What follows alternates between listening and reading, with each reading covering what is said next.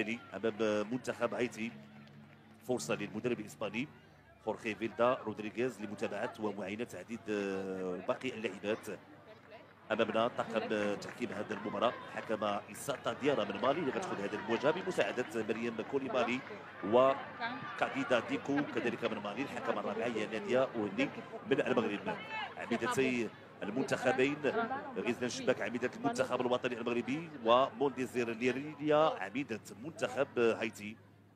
منتخب هايتي اللي غيدخل بالمجموعه التاليه: رقم 1 الحارسه سيزار فيوليتا، رقم 3 جينيفر ليماج، رقم 4 جوزيف تابيتا، رقم 5 موريل موديلين، رقم 6 ميتشي دايل، رقم 7 لويس باتشيبا، رقم 9 جودي تشيرلي، رقم 10 العميده مونديزير نيريليا، رقم 14 بيير لويس اماندين، رقم 19 لويس دايانا، ورقم 22 كلير انا. المدرب الفرنسي كيكنيت بالو. هذه التشكيله ديال منتخب هايتي من الفرق ومن المنتخبات القويه. كاين دائما دائما الحضور على مستوى بطوله الكونكاكاف بامريكا الشماليه. منتخب هايتي سبق له الوصول لنهائيات كاس العالم للسيدات مره واحده في النسخه الاخيره 2023 من المنتخبات القويه النسائيه بمنطقه البحر الكاريبي الى جانب جامايكا وترينيداد وتوباغو. هي السعيده لاستحقاقات القاريه المقبله. تابعنا في الصوره خورخي فيلدا رودريغيز المدرب الاسباني مدرب المنتخب الوطني المغربي.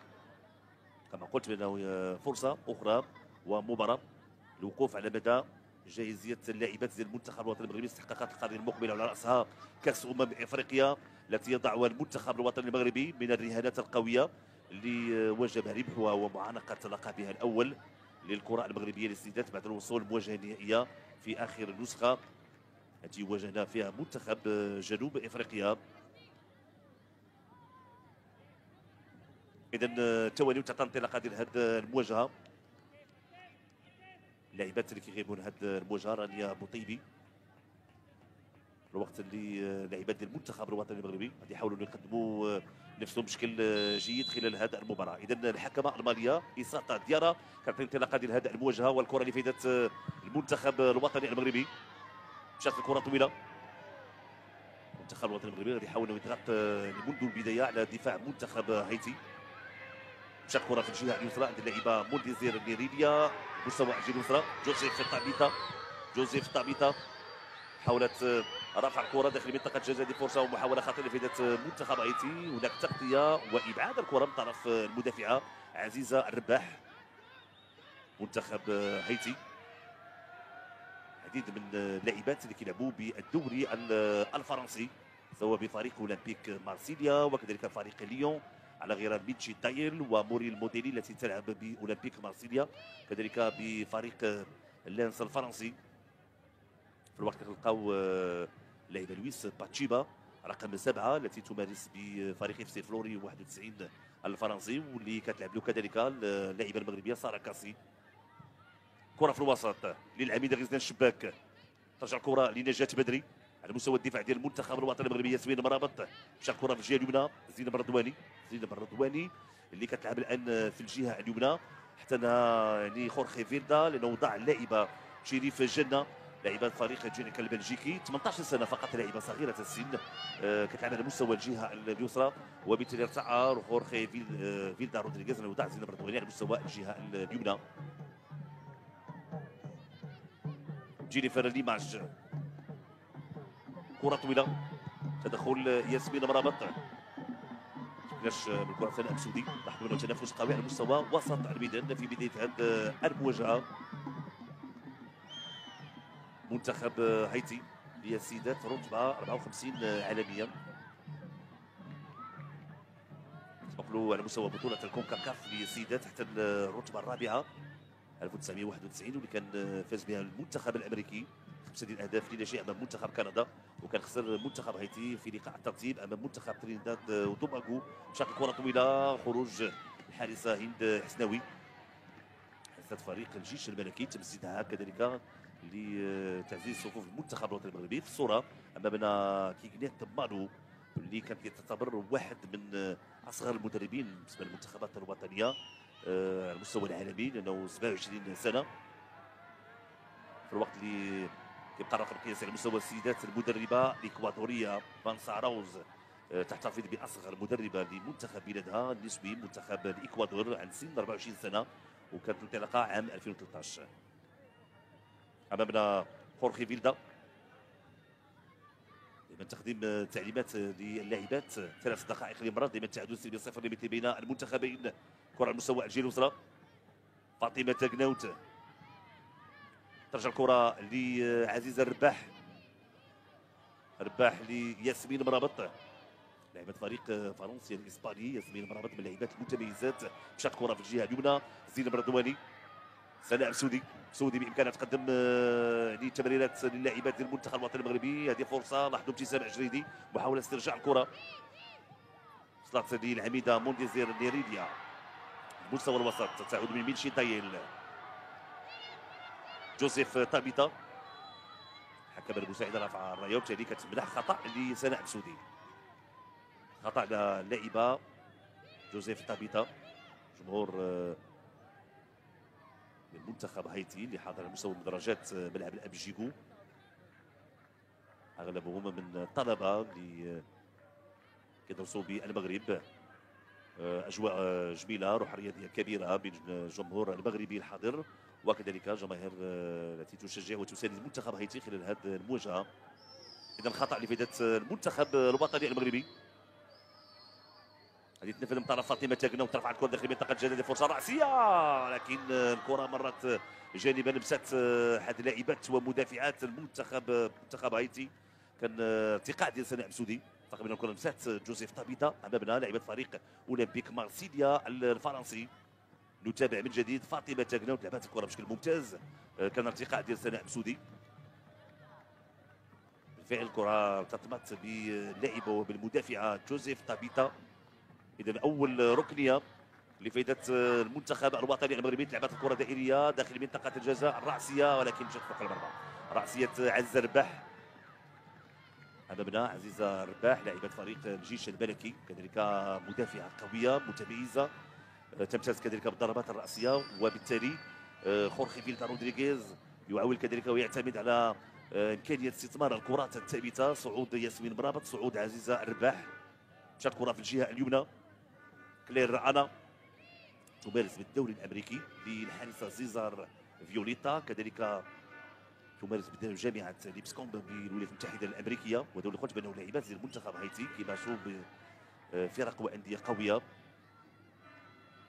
تعليمات لزينب الرضواني، زينب الرضواني نفذ الشرط لفائده المنتخب الوطني المغربي. خورخي فيلدا يساعد سعد قرمان، اختار الشاب 6 سنوات اللي كان مع فريق الثاني لفياريال الاسباني، مدرب مساعد. كذلك كان لأونخيل كاموندي بفريق الوداد، اشتغل بانجلترا، كفاءة مغربية. الى جانب خورخي فيلدا رودريغيز لتحقيق المبتغى وتحقيق الهدف ان شاء الله المنشود، هو الفوز بكأس افريقيا التي ستقام بحول الله بالمغرب. هذا هو الهدف الان بالنسبه لكرة القدم النسوية اللي كانت حاضرة بكأس العالم باستراليا ونيوزيلندا، وكان تواجد لأول مرة على المستوى العربي. نتائج كانت جيدة، الفوز امام كوريا الجنوبية ب 1-0، وانتصار امام منتخب كولومبيا بهدف لا شيء، وتأهل دور الثمن النهائي. أول حضور للكرة العربية بدور الثاني من منافسات ونهائيات كأس العالم، كان هذا شرف كبير للكرة المغربية والعربية. نتابعوا هذه الفرصة المحاولة، زين رضواني رفع الكرة داخل منطقة الجزاء، المتابعة، تدخل، ترجع الكرة للعميدة غزلان الشباك، حاول تبعاد الكرة من جودي تشيريل، ترجع الكرة شريف جنة، حاولت تلعب الكرة على مستوى الجهة اليسرى، كرة خارج أرضية الملعب، وشرط لفائدة منتخب هايتي.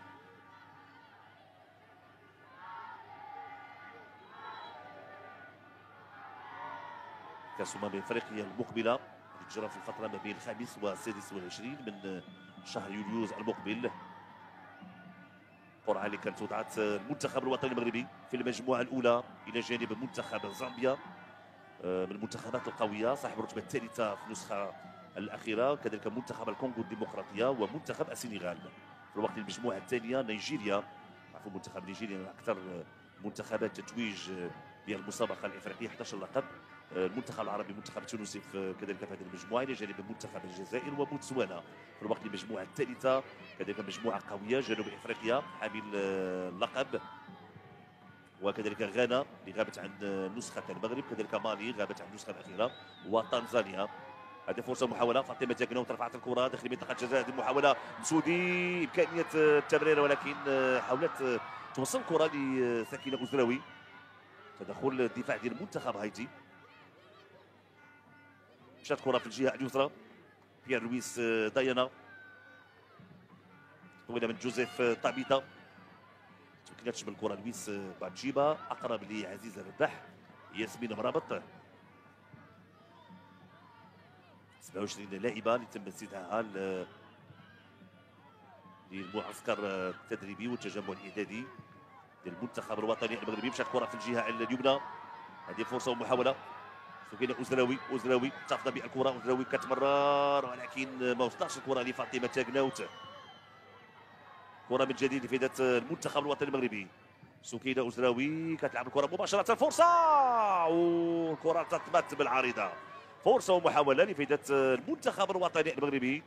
مباشره مشات المرمى، اعتقد انه الحارس سيزار فيوليتا لمسات الكره. من جديد غنتابعوا هذه المحاوله بواسطه سكينه اوزراوي تسدد بكل القوه. لاحظوا لمسات الكره بالفعل سيزار فيوليتا، والا انه الكره كان بامكانها تعانق الشباك. محاوله وفرصه وتهديد صريح لفائده المنتخب الوطني المغربي. كره تطمت بالعارضه والركنيه الثانيه لفائده المنتخب الوطني المغربي دائما من الجهه اليسرى لمرمى الحارس سيزار فيوليتا. فاطمه تاكناوت صاحبه الاختصاص على مستوى الكره الثابته في القائم الاول، المتابعه ديال سناء مسودي، لكن تغطيه حاضره. تدخل ديال لويس باتشيبا لاعب الفريق اف سي فلوري الفرنسي. اذا الركنيه الثالثه ضغط الان من طرف المنتخب الوطني المغربي في 10 دقائق الاولى، وهذا مهم جدا.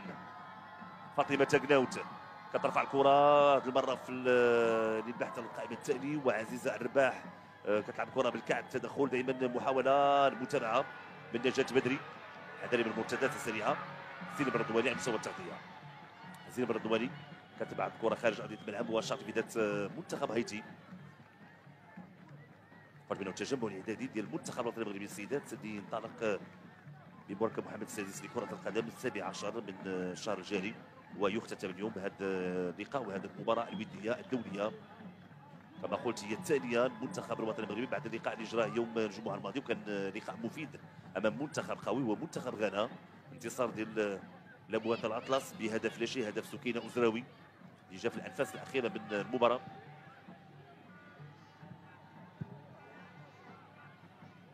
كره على مستوى الدفاع ديال منتخب هايتي. جينيفر ليماج في الجهه اليمنى لكلير انا، تغطيه حاضره من طرف عزيزه الرباح اللي كتبعث الكره للشرط في ذات منتخب هايتي. هذه تنفذ من طرف بيير لويس اماندين لاعبة فريق سانت تيتيان الفرنسي. كره داخل منطقه الجزاء، نتابعوا هذه الفرصه وهذه المحاوله بواسطه لويس باتشيبا. تدخل ما كاينش هناك خطا. تمريره من شريف جنه. كره من جديد على مستوى الدفاع ديال منتخب هايتي. لويس باتشيبا للعميده مونديزير نيريليا غير اتجاه الكره على مستوى الجهه اليمنى.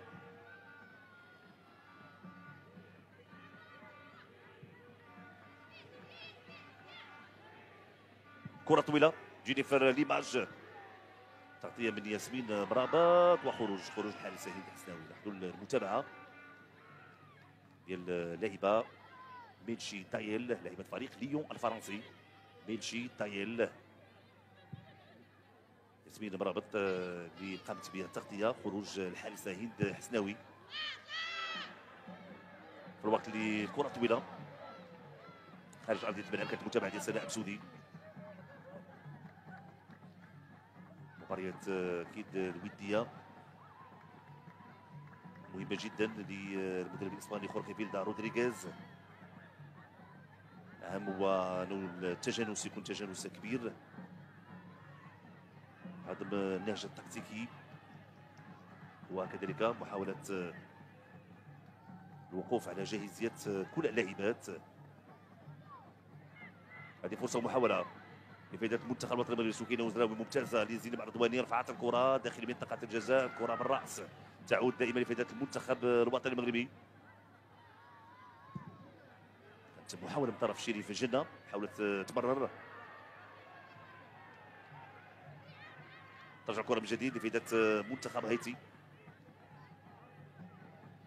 كنعرفوا المباريات الرسميه لازم التركيز يكون عالي عدم ارتكاب الاخطاء، الانسجام انه يكون حاضر في كل الخطوط مع التركيز. بالنسبه للاعبات ديال المنتخب الوطني المغربي لازم انه يكون ثابت طيله دقائق المواجهه، خصوصا تواجد منتخبات قويه على المستوى الافريقي. هناك وضعيه تسلل بالفعل على العميده مونديزير نيريليا، كان هناك تسلل الوقت اللي كيغنيت مالو مدرب الفرنسي حاولت ايجاد الحلول.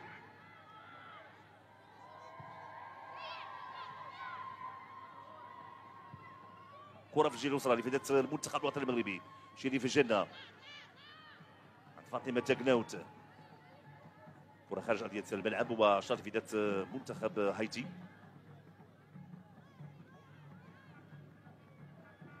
المنتخب الوطني المغربي حاليا كيتواجد في الرتبه 61 عالميا، الاول عربيا، الثالث على المستوى الافريقي بعد منتخبات نيجيريا وكذلك منتخب جنوب افريقيا. جانب الجمهور الحاضر الذي يتابع المباراه ويشجع لاعبات المنتخب الوطني المغربي. اكيد بان كما قلت المنتخب الوطني المغربي سيدات بعد نهايه المونديال استراليا ونيوزيلندا والوصول للدور الثاني، فالمنتخب المغربي كان ارتقى تقريبا 14 مركز حسب تصنيف الفيفا، هو اللي كيجعلوا انه يتقدم يعني المستوى الافريقي و انه يحقق قفزه نوعيه. دي فرصه ومحاوله من الجهه اليسرى، هناك انطلاقه ديال جودي تشيرلي، لكن هناك وضعيه تسلل. منتخب هايتي كيحاول انه يلعب كرات وراء ظهر المدافعات ديال المنتخب الوطني المغربي اللي كيعتمد الان على الدفاع الخطي، لكن لازم يكون هناك يعني انسجام. ياسمين مرابط كتلعب كره في الجهه اليسرى عند اللاعبه شريف الجنه، تدخل هناك خطا اللاعبه شريف الجنه طرف كونستون كلير انا، هذه اللاعبه الشابه 18 سنه فقط، وهذا كيبين بان يعني المستقبل ديال المنتخب الوطني المغربي معدل السن مهم جدا يسمح بأن تكون هناك استمراريه. يعني لاحظوا اللاعبه اللي طريقه حصل الكره والكنترول كان بشكل جيد من طرف شريف جنة التي تمارس بالدوري البلجيكي. حضور 12 لاعبه محليه، 15 لاعبه محترفه من فرنسا، هناك 4 لاعبات من بلجيكا، لاعبتين 5 لاعبات من اسبانيا. تعود الفرصه والمحاوله بدايه المنتخب الوطني المغربي تدخل الدفاع. 2 لاعبات من سويسرا، لاعبه من انجلترا ولاعبه من الدوري السعودي اللي هي ابتسام جريدي. الوقت اللي كنلقاو كل فريق ثلاثه ديال الفرق كانوا كيلعبوا فيها 2 لاعبات مغربيات، ليفانتي هناك غزال الشباك وانيس الحماري، وسيرفيت جنيف ايمان الغزواني وايمان سعود، وفالنسيا حنان عيد الحاج وياسمين مرابط. عرفوا انه الاحتراف يقدم اشياء كثيره للاعبات المنتخب الوطني المغربي. كره طويله خارج ارضيه الملعب وشاط في ذات المنتخب المغربي فاطمه تاكناوت لشريف جنه، مرة أخرى لفاطمة تاكناوت تحاول أن ترفع الكرة داخل منطقة الجزاء. هذه فرصة ومحاولة رأسية، دائما محاولة تسديدة ولكن مشات فوق المرمى. سناء مسودي تسدد والكرة مشات فوق المرمى، كانت محاولة لفائدة المنتخب الوطني المغربي. تمريرة ممتازة من الجهة اليسرى، كان ارتقاء كيد ديال سكينة أوزراوي ثم تسديدة سناء مسودي كتمشي فوق مرمى الحارسة سيزار فيوليتا، ومحاولة أخرى لفائدة المنتخب الوطني المغربي الذي يسعى الوصول للمرمى والوصول للشباك، لانه هدف غادي يعطي ثقه للاعبات ديال المنتخب الوطني المغربي. لويس باتشيبا، كره في الجهه اليسرى جوزيف تابيتا، ممتازه سكينه أزراوي، تمرير على مستوى الجهه اليسرى او الجهه اليمنى. سناء مسودي تمرير لسكينه أزراوي، زينب الرضواني سودي كتمر داخل منطقه الجزاء. هذه فرصه ومحاوله غزلان الشباك ولكن تغطيه حاضره. غزلان الشباك حاولت توصل الكره في الوقت ابتسام جريدي يعني لعبت الكره بشكل ممتاز، حاولت ان تحضر الكره لغزال الشباك، ولكن التغطيه كانت حاضره بشكل ممتاز في الوقت اللي تمت الفرصه بواسطه موديزير ليريا عميده منتخب هايتي. كتلعب الكره في الجهه عند بيتشي دايل. بيتشي دايل مراوغه خطيره خطيره، تدخل وابعاد الكره ممتازه عزيز الرباح في التدخل الاخير، لانها كانت فرصه خطيره بواسطه اللاعبه بيتشي دايل. جودي تشيرلي الرأسية ولكن خارج أرضية الملعب. تابعنا محاولة كانت خطيرة في ذات منتخب هايتي، محظور التسديدة والتدخل في المكان والتوقيت المناسبين من طرف المدافعة عزيز الرباح. كان بحد صراحة هذا النزال الآن، وهذه الكرة اللي تمكنت من إبعادها شكلت خطورة واضحة على دفاع المنتخب الوطني المغربي. ياسمين مرابط لعزيز الرباح، 19 دقيقة مرات دائما تعادل 0-0 لمثل بين المنتخبين.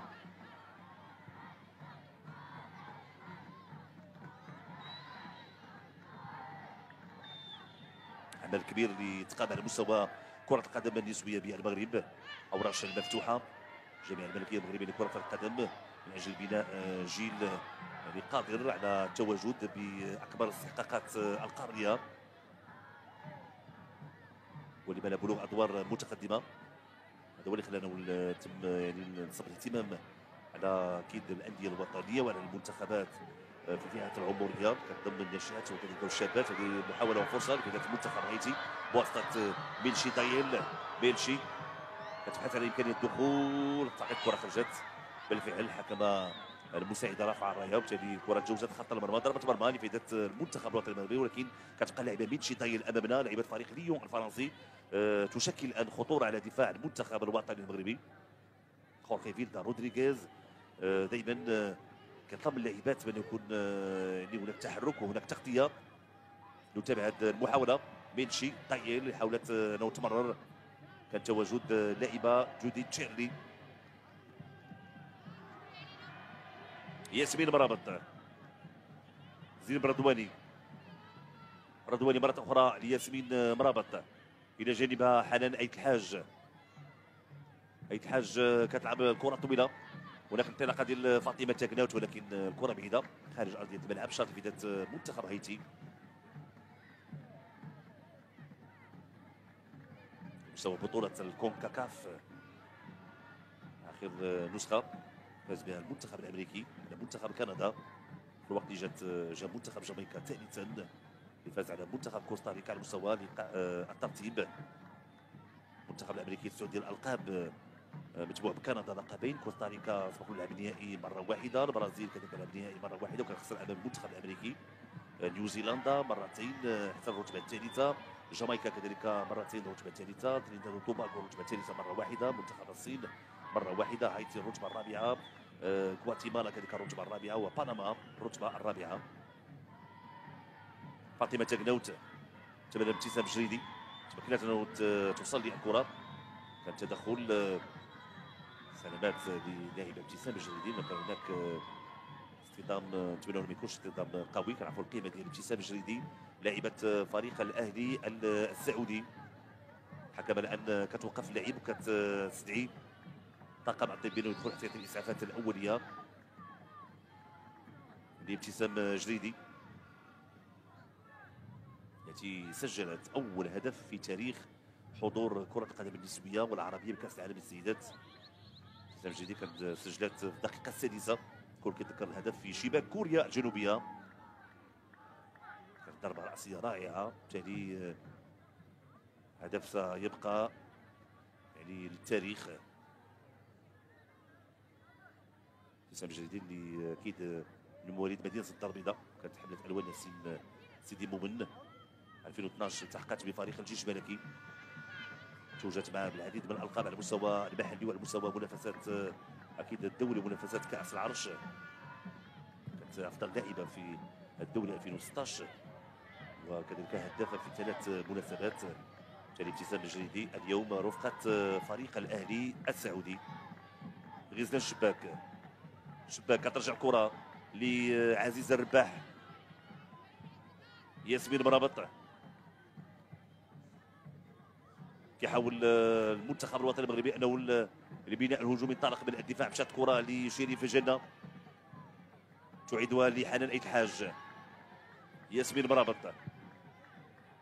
تمريره طويله ولكن الكره بعيده على سكينه أزراوي خارج ارضيه الملعب. وشرط في بدايه منتخب هايتي.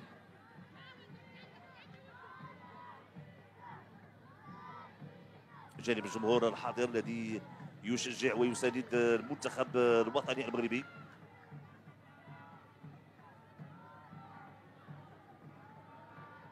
كرة من جديد خارج ارضيه الملعب. لاحظوا التعليمات ديال المدرب مالو كيغنيت المدرب الفرنسي. زين رضواني الحكم إساتا ديارا تعلن على خطأ لفائدة منتخب هايتي. هذه اللاعبة جوزيف تابيتا لاعبة فريق أولمبيك مارسيليا. تمريرة من جينيفر ليماج. كونستون كلير أنا. كرة طويلة لجوجي تشيرلي مستوى الجهة اليمنى. ترفع الكرة داخل منطقة جزاء. محاولة خطيرة تسديدة تدخل وإبعاد الكرة. تسديدة ميتشي دايل دخول وابعاد الكره. كانت محاوله خطيره لفائده منتخب هايتي في الكره الاخيره. كان المتابعه كما نتابع تمرير من الجهه اليمنى والمتابعه لميتشي دايل. تدخل ممتاز لياسمين مرابط اللي بعدت الكره وابعدت الخطوره. كره خارج ارضيه الملعب شرط لفائده منتخب الوطني المغربي.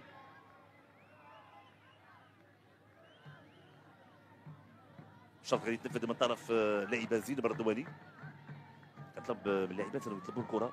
زين بردواني الى جانبها نجاة بدري. ساعات تمرير سناء بسودي. هناك خطا لفائده لاعبه سناء بسودي.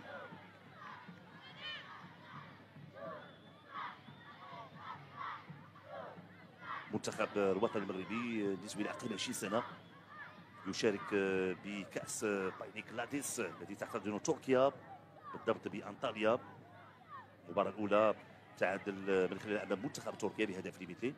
هدف اللي سجلته ايناس بوشريف. والمباراه الثانيه انهزم امام منتخب سلوفاكيا الاحد الماضي 3-0. لمباريات ومشاركه بهذا الدوري مهم جدا تحضير استحقاقات القاريه المقبله.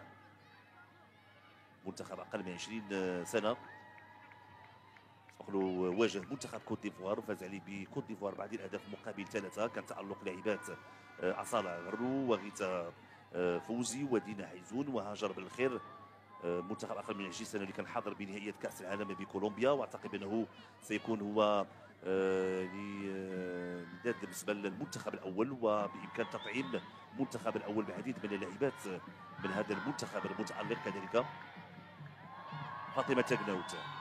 سناء بسودي تمكنتش من الكره للعميده مونديزير نيريديا.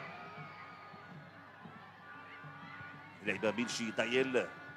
مشات كره في الجهه اليسرى. جوزيف تابيتا. مراوغه ديال تابيتا كتلعب الكره طويله لكن تغطيه حاضره. تغطيه من طرف شريف جنه. مراوغه هناك خطا واضح. خطا تدخل امام ابتسام جريدي. دخول على مستوى الوجه. الحكم ديال المباراه كتعلن على خطا لفائده المنتخب الوطني المغربي. تابعوا من جديد هذه المحاوله والمراوغه كانت ابتسام جريدي امام بيير لويس دايانا.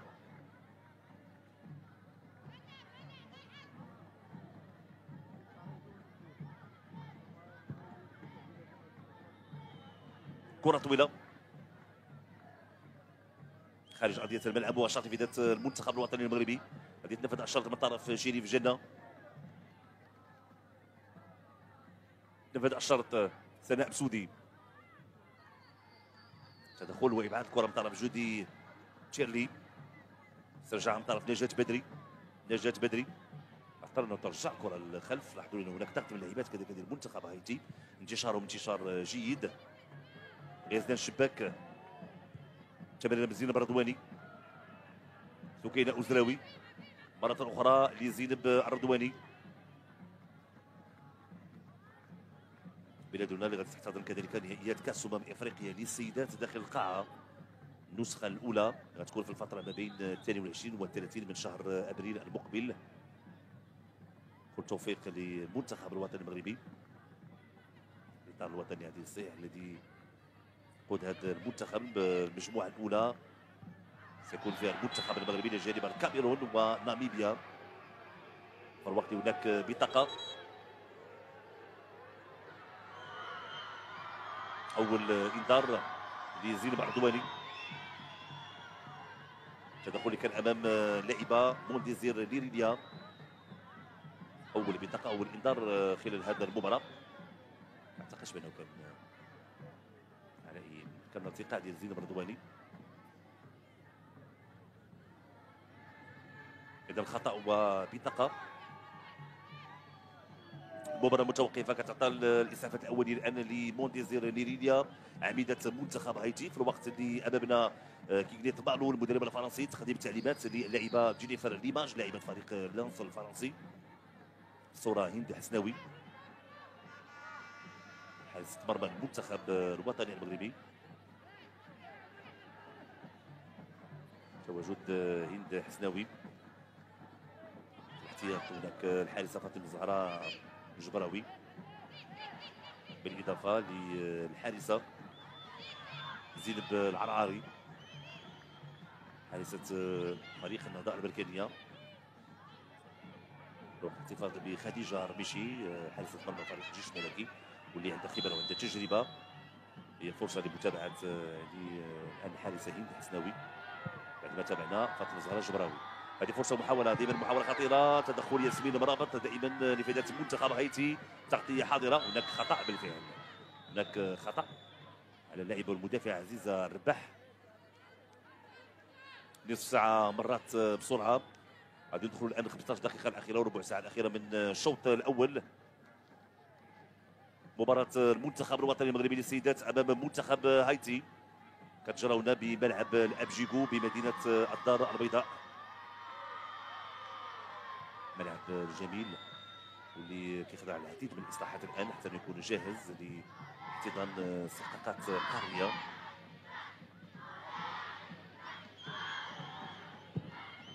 تمريره طويله لفائده المنتخب الوطني المغربي، مشات كره في الجهه اليسرى لفائده منتخب هايتي. بيير لويس دايانا كتدير كره لسناء بسودي، انطلاقه ديال بنشي دايل. هذه فرصه ومحاوله خطيره، لازم التغطيه داخل منطقه الجزاء. هناك وضعيه تسلل، كره في الشباك، لكن هناك وضعيه تسلل صافره ورايا. لكن محاوله شكلت خطوره على دفاع منتخب الوطني المغربي. امامنا لاعبه جودي تشيرلي لاعبه فريق لانس الفرنسي. تابع من جديد، لاحظوا بان التسلل كان واضح للاعبه جودي تشيرلي بعد تمريره مينشي دايل. كلير انا كترجع الكره لسيزار فيوليتا، مشات الكره على مستوى الجهه اليمنى.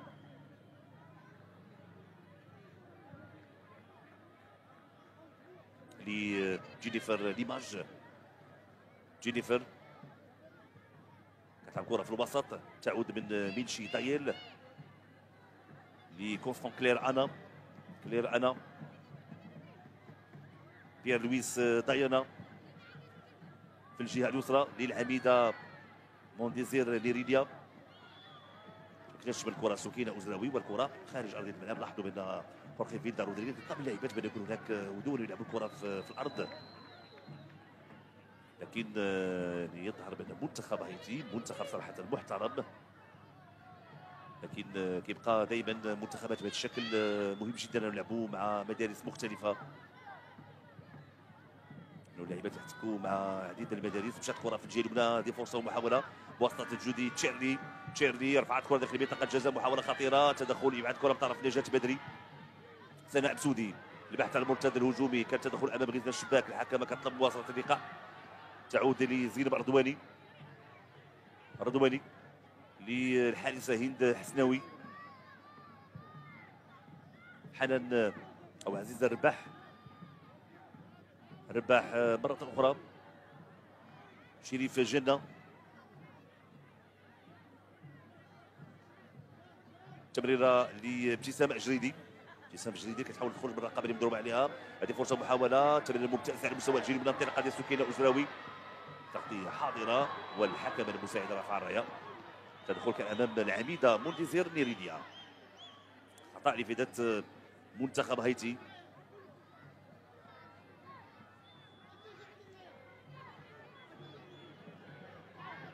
نتابع هذا التدخل ديال سكينه أزراوي، لكن الحكم المساعده رفعت الرايه.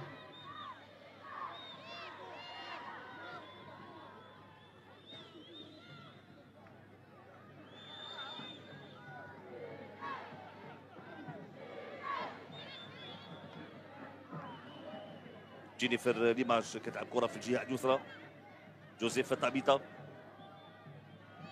جينيفر على مستوى الدفاع هناك كلير انا. كاش هناك تسرع بناء الهجومي بالنسبه للمنتخب الهايتي على مستوى الدفاع في الجهه اليسرى. جوزيف طابيتا. تمريره فقط لسناء بسودي. علاش ما نحس الكره سناء بسودي استرجع من طرف ميرشي طايل. مشات الكره في الجهه اليمنى. محاوله خطيره لفائده منتخب هايتي واسترجاع الكره بشكل ممتاز. ممتازه شريف جنة والخطا. شريف جنة التغطيه كانت حاضره، كانت دفعت بها اللاعبه جودي تشيرلي الى ارتكاب الخطا. عنده طريقه باش استرجعت الكره اللاعبه شريف جنة امام جودي تشيرلي رغم القوه البدنيه ديال اللاعبه جودي تشيرلي. فريق النصر الفرنسي. ياسمين مرابط. عزيزه الرباح.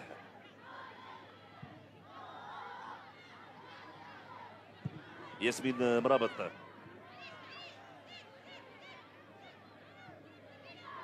كره في الوسط. موريل موديلين. كاينش هناك خطا. كره اقرب لحارسه هند حسناوي. تعليمات من خورخي فيلدا رودريغيز المدرب المتوج باللقب العالمي رفقة لاروخا واللي كان عوض الفرنسي رينارد بيدروس. خورخي فيلدا اللي كان درب منتخب اسبانيا اللي اقل من 17 سنه وكذلك مع اقل من 19 سنه وكان فاز معهم بالميداليه الذهبيه 2010 2011 وكذلك الفضيه 2014 والبرونزيه في بطوله اوروبا للسيدات اقل من 17 سنه وكذلك بطوله اوروبا اقل من 19 سنه. 2022 كان ربع نهائي كاس اوروبا منتخب اسبانيا الاول ثم كاس العالم للسيدات فوز باللقب نسخه 2023 كان فوز في المباراه النهائيه على منتخب انجلترا. وبالتالي هو في تجربه الان مع الكره المغربيه طموح كبير لتحقيق نتائج قويه على المستوى الافريقي خصوصا التتويج بالكاس القاريه التي ستنظم بالمغرب. منتخب الوطني المغربي النسخه السابقه المنتخب المغربي كان وصل للمباراه النهائيه بعد مسار كان ناجح. انتصارات دور المجموعات امام بوركينا فاسو وامام اوغندا وانتصار امام المنتخب السنغالي. الدور الربع النهائي كان تخطى منتخب بوتسوانا والدور النصف النهائي كان فاز على منتخب قوي ومنتخب نيجيريا قبل الوصول للمباراه النهائيه وكانت هزيمه نقول بانه صغيره امام جنوب افريقيا بهدفين مقابل هدف واحد. ان شاء الله المنتخب الوطني المغربي يفوز باللقب. وفي فيلدا رودريغيز بعد القرعه اللي وضعته امام زامبيا والكونغو الديمقراطيه والسنغال فاكد على قوه المجموعه والتنافس اللي غتكون منتظر بين جميع المنتخبات. لكن كاس افريقيا كما ذكر انه غتجرى على ارضيه المغرب وعلى اراضي المغربيه وبالتالي اكيد الجمهور سيكون حاضر وسيدعم لاعبات المنتخب الوطني المغربي. بالتالي محاوله تحقيق ان شاء الله نتائج ايجابيه تدخل فرحه بالنسبه للجمهور المغربي الذي يفتخر كثيرا بهذا المنتخب. واحتضان المغرب المره الثانيه هذا الحدث الافريقي يبقى دليل واضح الاهتمام الذي توليه اكيد الجامعه الامريكيه المغربيه لكره القدم اجل تطوير اللعبه محليا وكذلك على المستوى القاري. في صوره كيغنيت مانو 37 دقيقه مرات دائما تعادل سلبي 0 بين المنتخبين. ترجع الكره للمنتخب المغربي. ياسمين مرابط لغزلان الشباك. غزلان الشباك ترجع الكره مره اخرى. ياسمين مرابط. زين رضواني تمريره في الوسط لغزلان الشباك، تبحث على لاعب بامكانها طلب الكره في الوقت اللي نجاة بدري طلب الكره في الوسط، كره في الجهه اليمنى زين بردواني البحث على سناء مسودي، تغطيه حاضره من طرف جوزيف طابيتا، جينيفر ليماج بطريقه باش خرجت الكره من جديد. كلير انا مستوى الجهه اليمنى، لويس باتشيبا تمرير على مستوى الجهه اليمنى، هذه فرصه ومحاوله خطيره في ذات منتخب هايتي، تمريره والهدف الاول لفائده منتخب هايتي بواسطه مونديزير نيريديا. مونديزير نيريديا عميده منتخب هايتي تتمكن من الوصول للمرمى، تمريره كانت عرضيه من الجهه اليمنى، لاحظوا الفرحه الكبيره ديال الجماهير الحاضره وكذلك الطاقم التقني. اذا الهدف اول لفائده منتخب هايتي. مونديزير نيريديا كتمكن من وضع الكره في الشباك. لاحظوا العمل اللي قامت به جودي تشيرلي تمريره المتابعه الوقت اللي زين بردواني ما تمكناتش من هذا الكره. لاحظوا التغطيه ما كانش بشكل جيد على مستوى الدفاع ديال المنتخب الوطني المغربي، وبالتالي الوصول للمرمى وصول الشباك. على ان نتمنوا انه هدف ما ياثرش على نفسيه لاعبات المنتخب الوطني المغربي من اجل ان شاء الله العوده في النتيجه.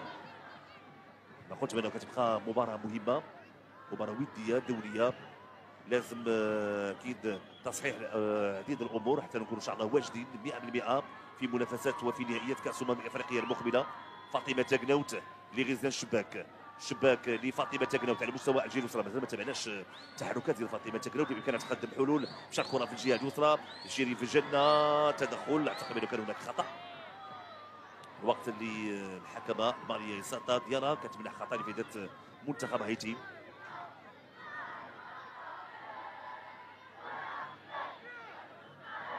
خطا لفائده منتخب هايتي، هذه تنفذ من طرف كلير انا.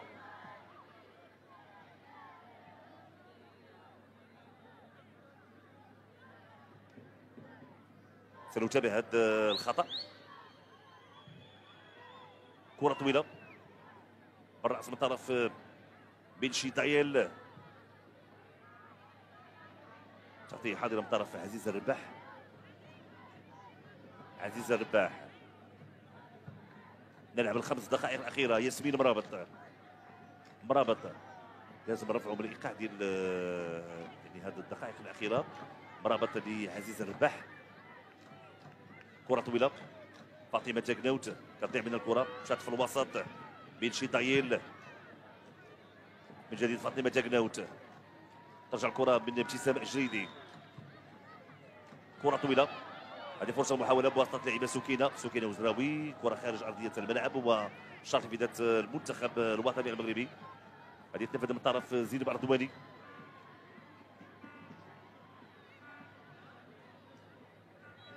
نجاة بدري، الكره الثانيه في ارضيه الملعب يتم اخراجها، وبالتالي ترجع الكره في ذات المنتخب الوطني المغربي. زين بردواني كتنفذ الشرط في وقت الحكم المساعده رفع الرايه، لان كطلب زين بردواني اعاده تنفيذ الشرط. غزلان شباك لزين بردواني، تمرير على مستوى الجهه اليمنى، سكينه اوزراوي رفعت كره داخل منطقه الجزاء، هذه فرصه ومحاوله. غزلان الشباك امكانيه تسديد، تدخل دائما، محاوله بواسطه اللاعبه شريف جنه. هناك خطا بالفعل، خطا لفائده المنتخب الوطني المغربي في مكان جيد على مشارف منطقه الجزاء ومستطيل العمليات. كان تدخل ديال جودي تشارلي امام شريف جنه اللي تمكنت من الحصول على هذا الخطا وهذه الكره الثابته امامنا. سيزار فيوليتا تمارس بجامعه ليبسكوم الامريكيه. غزلان الشباك الى جانب فاطمه تاكناوت. غزلان الشباك اللي سجلت يعني اهداف كثيره من كرات ثابته ومن اخطاء. نتمنى انه استثمار هذه الفرصه وهذه المحاوله لفائده المنتخب الوطني المغربي. غزلان الشباك وراء الكره وفاطمه تاكناوت، الوقت اللي الحكم كطلب اللاعبات ديال المنتخب هايتي لان كيشكلوا الحائط بانهم يعطيو الامتار القانونيه في انتظار تنفيذ هذه الكره الثابته. تركيز من غزلان الشباك عبيده المنتخب الوطني المغربي. غزلان الشباك فرصه، هدف جميل، هدف جميل لفائده المنتخب الوطني المغربي. طرف العميده غزلان الشباك اللي قلت بانها سبق لها سجلت اهداف جميله من كرات ثابته، وبالتالي استثمار هذه المحاوله واستثمار هذه الفرصه وباي طريقه، صراحه طريقه ممتازه. هدف جميل لفائده المنتخب الوطني المغربي وفرحه كبيره للجماهير الحاضره التي تساند المنتخب الوطني المغربي. نسبه كبيره منه من الجماهير الحاضره من السيدات، وهذا شيء جميل اللي جاوا يتابعوا المنتخب الوطني المغربي وساندوا لاعبات المنتخب المغربي، وفرحه كبيره لعبيده المنتخب المغربي غزلان الشباك. هدف غنتابعوه من زاويه اخرى بل من زوايا اخرى لانه هدف جميل. غزلان الشباك تركيز كان يعني بشكل جيد، تضع الكره في الجهه اليمنى من مرمى سيسار فيوليتا، وهدف تعادل لفائده المنتخب الوطني المغربي. نتابع هذا الهدف، لاحظوا غزلان الشباك صعب وصعب جدا على سيزار فيوليتا بل على يعني حتى حارسات اخريات لانه تلعبت بشكل ممتاز وبدقه متناهيه من غزلان الشباك. اذا هدف ليميتي بين المنتخبين، هدف اللي كيجي في حدود الدقيقه 43 على بعد دقيقه واحده من نهايه الوقت الاصلي لهذه الجوله الاولى. حذري من هذه المحاولات، تدخل ما كاينش هنا خطا، استرجاع الكره بشكل ممتاز. وكاين اوزراوي على مستوى الجهه اليمنى كتنتظر المسانده، كترجع الكره لزينب الردواني. اعتقد انه الهدف غيعطي الثقه للاعبات ديال المنتخب الوطني المغربي. مشات كره طويله، شريف جنه تمكنت يعني من الحصول على هذا الخطا اللي منح هدف تعادل لفائده المنتخب الوطني المغربي. ياسمين مرابط، زينب الردواني مرة أخرى لياسمين مرابط. غزلان الشباك لاعبة مهارية تعتبر دينامو ديال المنتخب الوطني المغربي. سكينة أوزراوي كترجع كرة لزينب الردواني على مستوى الجهة اليمنى. سناء بسودي تحتفظ بالكرة تمريره، ولكن فقط استرجاع من طرف ميتشي طايل. انطلاقه ديال ميتشي طايل الحذري، 3 لاعبات امام مدافعتين. تمريره عند اللاعبه لويس باتشيبا. محاوله خطيره، لازم ابعاد الكره تصل للعبيده مونديزير نيريليا دائما داخل منطقه الجزاء. لاحظوا الخطوره ديال المنتخب هايتي تمر جانبا. محاوله خطيره لفائده منتخب هايتي الذي كان قريبا من تسجيل الهدف التالي. لازم يعني تكون هناك حيطه وحذر، خصوصا يعني المرتدات السريعه ديال المنتخب هايتي غايه في الخطوره. لاحظوا التمريره، كره تمر جانبا من القائم الايمن. تسديده اللاعبه جودي تشارلي لاعبه فريق نونس الفرنسي كانت قريبه من تسجيل الهدف الثاني. في الوقت اللي الحكم الماليه اساطه ديارة تعلن نهايه الجوله الاولى بالتعادل الايجابي هدف ليميتي بين المنتخبين. منتخب هايتي كان سبق لتسجيل بواسطه مونديزير ليريليا وغزلان الشباك من كره ثابته توقع هدف التعادل. فتره الاستراحه ستكون فرصه لخورخي فيلدا رودريغيز تقديم التعليمات للاعبات المنتخب الوطني المغربي من اجل الظهور بوجه افضل وبوجه قوي خلال الجوله الثانيه. اشكركم، هذا هشام فرج يحييكم، القاكم عند بدايه الجوله الثانيه لكم.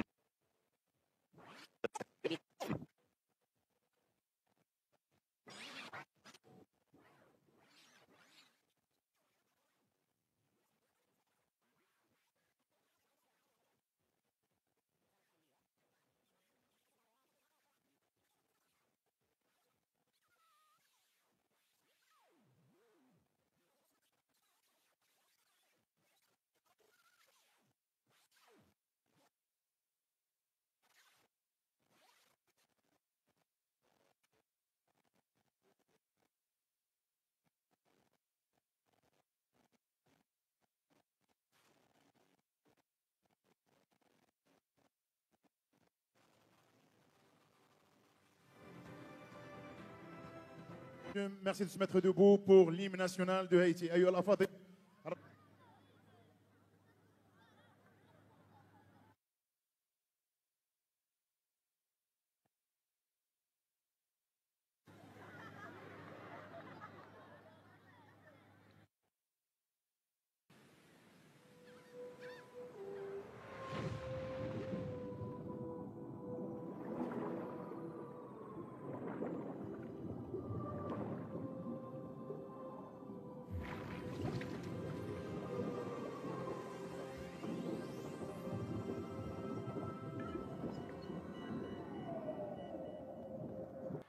Toujours votre compagnie, le Maroc, Haïti, dans quelques instants, deuxième mi-temps, opposant le Maroc face au Haïti, le score est 2-1, partout entre les deux compositions.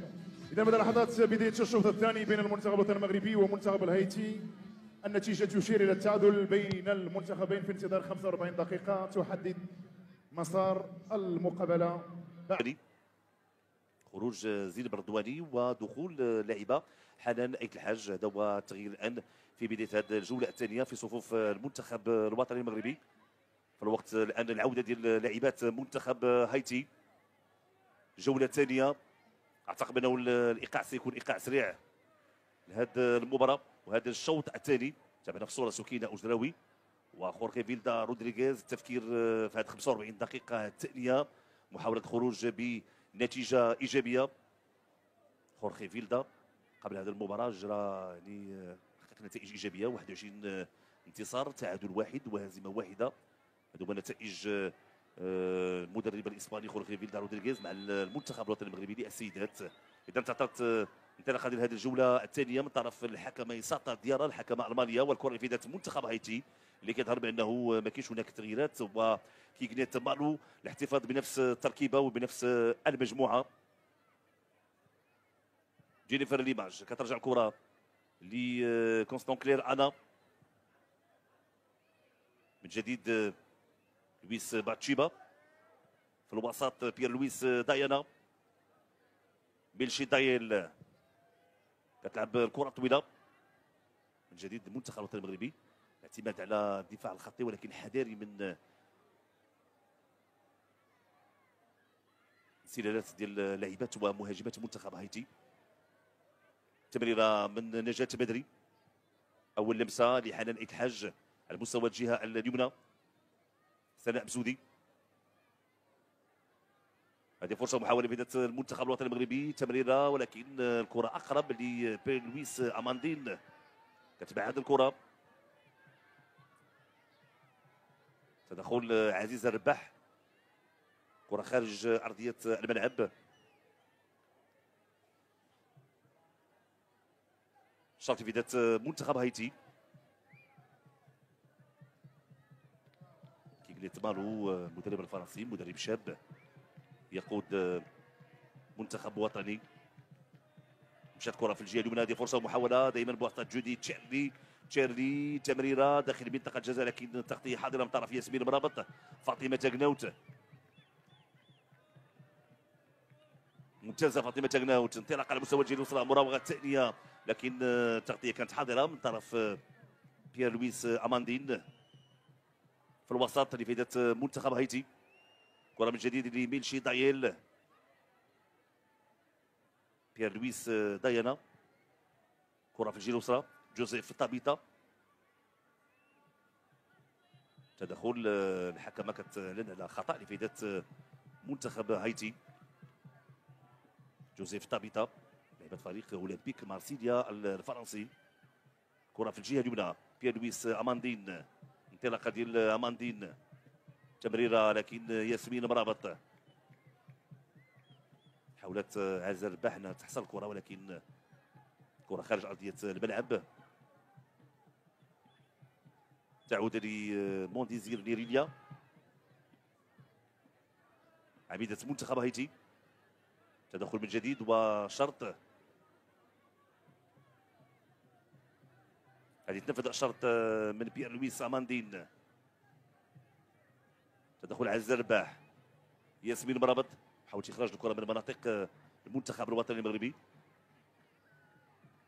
حنان ايت الحاج، نجاة بدري،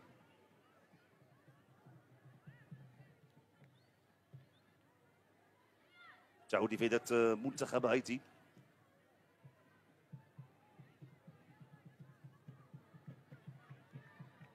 تمريره على مستوى الجهه اليمنى، تغطيه حاضره طرف جينيفر ليماج لسيزار فيوليتا. كما قلت من كره القدم النسويه المغربيه لطريق والمسار الجيد والمسار الناجح حتى تواجد مراكز واكاديميه محمد السادس فاللي ساهمت بشكل كبير. ذكر بانه حاليا سيد فوزي القجار رئيس الجامعه الملكيه المغربيه لكره القدم يتواجد بموريتانيا الشقيقه بدعوه من رئيس الاتحاد الموريتاني لكره القدم حضور حفل تدشين اكاديميه المواهب فيفا. كما قلت خصوصا يعني خطوات كبيره اللي قطعها المغرب في تاهيل العديد من الاكاديميات ومراكز التكوين.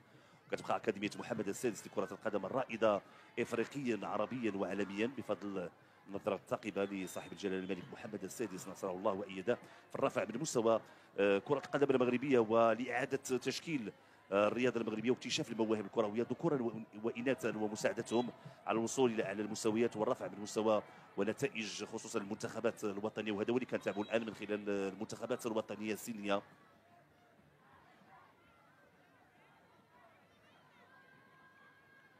كرة من جديد تعود لفائدة منتخب هايتي.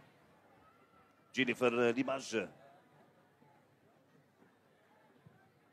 كثر تلعب الكره على المستوى الجانبي ولكن تغطيه حاضره. فاطمه تاغناوت فرصه لفائده المنتخب الوطني المغربي. فاطمه تاغناوت تمرر هذه فرصه ومحاوله تسديده ولكن الكره بعيده. كره في الزاويه. اول ركنيه لفائده المنتخب الوطني المغربي في هذه الجوله الثانيه. كتواصلت لعيبه سكينه اوزراوي اللي بحثت على تسديد للمرمى. صوره جميله حضور المراه المغربيه مساندة هذه اللاعبات ومساندة هذه اللبؤات.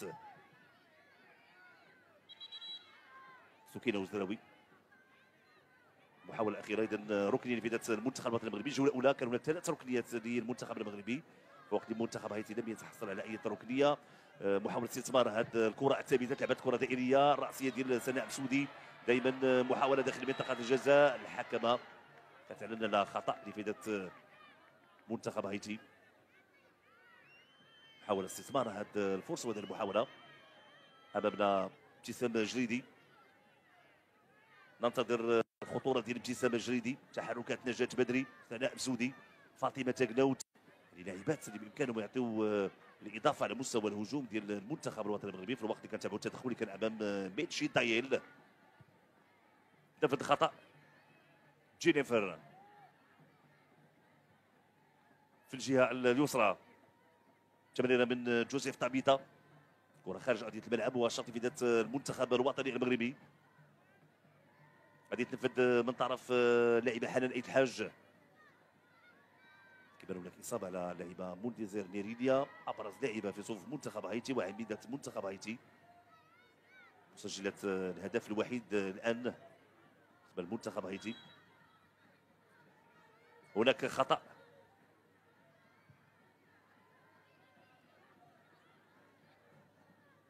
صعود كلير انا في الجهه اليمنى. بيير لويس اماندين. كره اقرب لابتسام الجريدي. ابتسام الجريدي تمريره ممتازه على مستوى الجهه اليسرى لفاطمه تاغناوت. فاطمه تاغناوت كتنتظر المسانده. هذه فرصه ومحاوله لفائده المنتخب الوطني المغربي ولكن اللي تمنى ما كانش بشكل جيد ابتسام الجريدي في الوقت اللي هناك وضعيه تسلل. كان الحكمه المساعده مريم كوليبالي طاقم تحكيمي من مالي. كرة القدم النسوية على المستوى الافريقي كذلك كنلقوا بانه تطور كبير. كيبقى منتخب نيجيريا من اقوى المنتخبات الافريقيه واللي سبق له فاز ب 11 لقب على المستوى الافريقي. ضيف لهم كذلك غينيا السوائيه اللي كان فاز بلقبين. هذه فرصه ومحاوله تدخل وابعاد الكره. اضافه لمنتخب جنوب افريقيا كذلك اللي فاز بلقب واحد.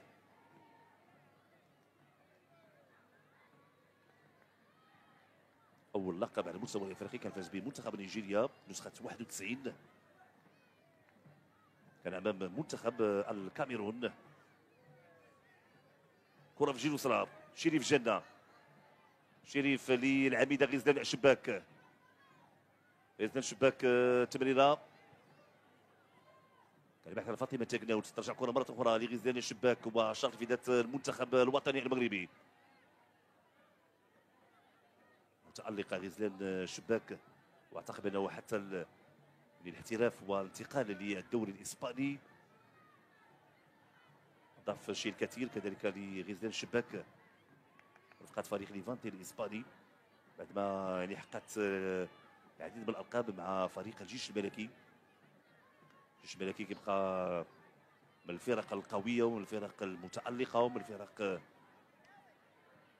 اللي صاحبت اكثر عدد من الالقاب على المستوى المحلي وكذلك الحضور على المستوى الافريقي والمستوى القاري. فرصه محاوله لفائده منتخب هايتي خطيره، خروج ممتاز، خروج ممتاز للحارسه هند حسناوي في المكان والتوقيت المناسبين. كانت فرصه ومحاوله خطيره لفائده منتخب هايتي، دخول داخل منطقه الجزاء لويس باتشيبا، لكن الخروج موفق لانه حتى لويس باتشيبا الكره كانت متقدمه شيئا ما. باتشيبا لاعب فريق اف سي فلوري 91 الفرنسي. تمارس الى جانبها ساره كاسي المتواجده على مستوى الاحتياط الان. ياسمين مرابط كتلعب الكره طويله اتجاه فاطمه تاكناوت. فاطمه تاكناوت فرصه لانه كان تباطؤ ديال خروج سيزار فيوليتا. فاطمه تاكناوت حاولت توصل الكره وانها تكون اسرع من سيزار فيوليتا. لاحظوا الخروج ديال الحارس سيزار اللي كان يعني بتباطؤ شيئا ما. هذه محاوله سامح مسودي، تغطيه حاضره وابعاد الكره خارج ارضيه الملعب الشرطي في ذات المنتخب الوطني المغربي. كان تدخل ديال كلير انا كونستون اللي بعدت الكره. تمارس بالدوري الامريكي. شريف الجنه، فاطمه تاكناوت، تغطيه حاضره من طرف بيير لويس دايانا. غزلان الشباك، هذه فرصه محاوله بدايه المنتخب الوطني المغربي، تسديده ولكن كان تسرع شيئا ما من ابتسام الجريدي. ابتسام الجريدي كان بامكانها مازال تزيد بالكره ولما لا الدخول داخل منطقه الجزاء على اين. كانت فرصه ومحاوله لفائده المنتخب الوطني المغربي. ابتسام الجريدي حاولت انه تسدد مباشره للمرمى لكن الكره مشات بعيده على مرمى الحارسه سيزار فيوليتا. الدقيقه 56 دائما هدف ليميتي بين المنتخبين.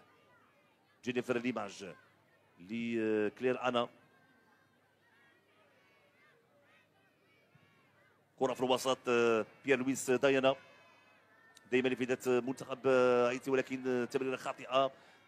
كان امكانيه التمرير. كتضيع الكره من سكينه وزراوي. عزيز الرباح، شريف جنه، فاطمه تاكناوت لشريف جنه على مستوى الجهه اليسرى. استرجاع كره من طرف جودي تشيرلي على مستوى الجهه اليمنى. لويس باتشيبا تمريره ولكن الكره بعيده، كان بحثت على مونديزير نيريليا لكن الكره اقرب للحارسه هند حسناوي.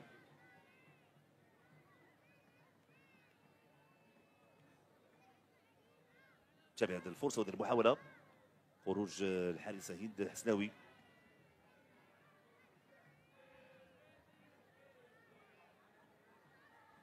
عز الرباح لهند حسناوي،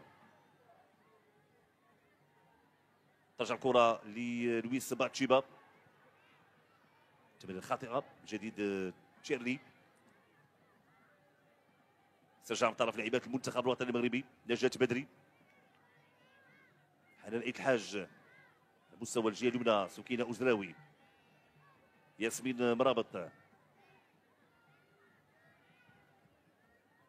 لاحظوا تنافس قوي وخطا لفائده المنتخب الوطني المغربي ولسناء مسودي. التدخل كان واضح في الكره الاخيره. غزال شباك بامكانه تمرر في الجهه اليمنى. هذه فرصه محاوله ولكن تغطيه حاضره. لو مرات الكره اعتقد انه كان غادي يكون فيها كلام اخر. التغطيه كانت من جوزيف طابيتا محتفظه بالكره. طابيتا كانت من الكره، تدخل نجاة بدري. ياسمين مرابط،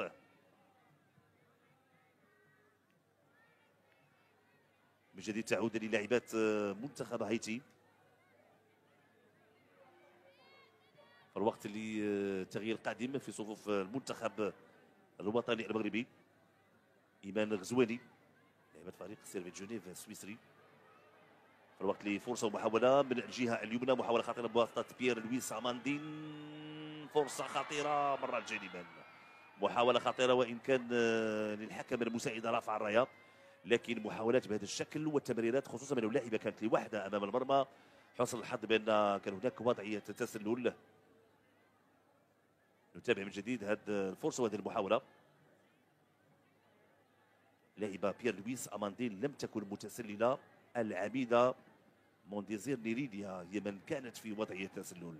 نتابع هذه الفرصه وهذه المحاوله وهذه التمريره، محاوله شكلت خطوره في الوقت اللي تغيير في صفوف المنتخب الوطني المغربي. خروج سكينه اوزراوي، سكينه اوزراوي لاعبه فريق التهديف الاسباني تغادر، ودخول ايمان غزواني. سكينه اوزراوي لاعبه متميزه، ربح كبير بالنسبه للمنتخب الوطني المغربي للسيدات، ودخول كذلك لاعبه ايمان غزواني لاعبه فريق سيرفيت جنيف.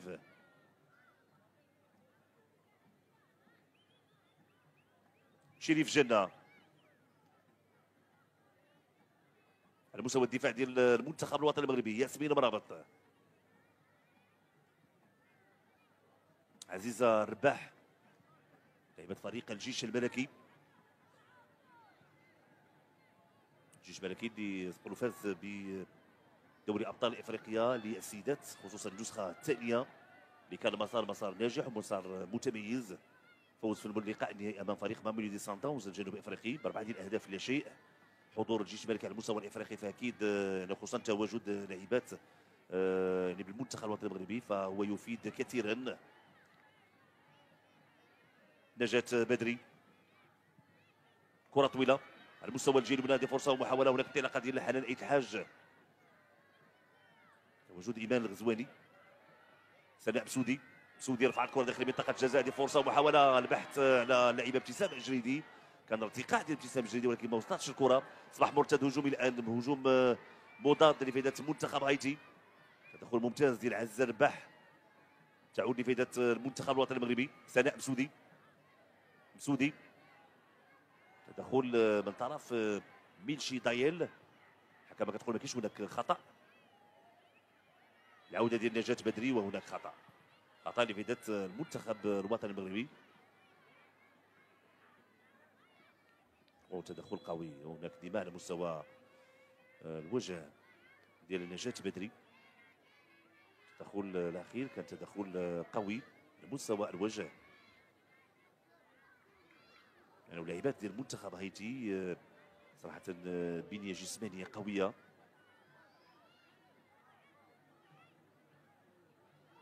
لاحظوا عزة رباح خلال كذلك فاطمه تاكناوت طلبوا بخورخي فيلدا رودريغيز بان يكون هناك تغيير، اذا تغيير قادم في صفوف المنتخب الوطني المغربي.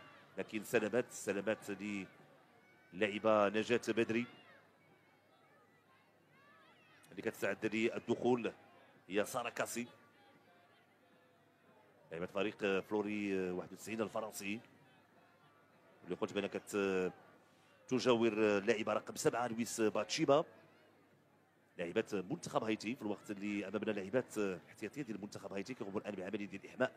حتى الان كيغنيت مالو المدرب الفرنسي مازال لم يقدم على التغيير.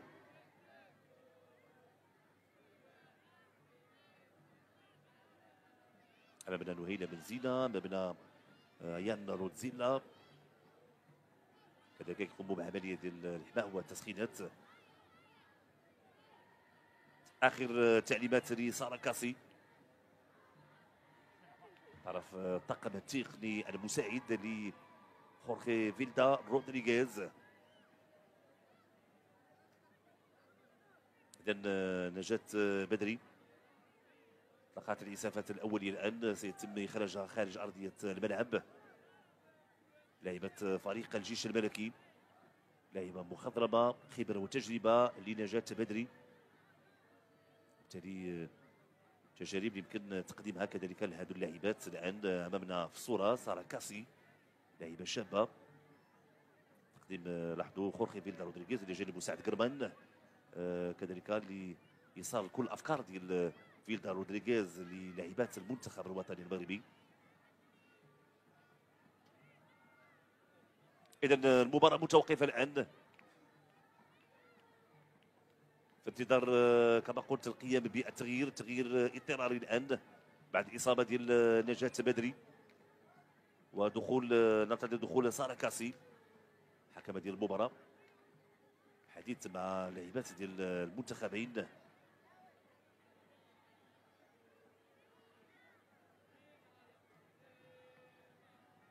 اعتقد انه الحديث هو حول التدخل الاخير امام اللاعبه نجاة بدري، لانه كان تدخل قوي، ولكن تابعنا يعني كان هناك دماء على مستوى الوجه ديال نجاة بدري. نتمنى ان الاصابه ما تكونش اصابه بالغه. كنعرفوا القيمه ديال هذه اللاعبه في صفوف المنتخب الوطني المغربي. الوصول ان شاء الله الى نهائيات كاس افريقيا، نتمنى انه كل اللاعبات يكونوا حاضرين يعني على المستوى البدني، على المستوى التقني، على المستوى التكتيكي، تكون جاهزيه كامله. اذا خروج نجاة بدري، دخول سارة كاسي.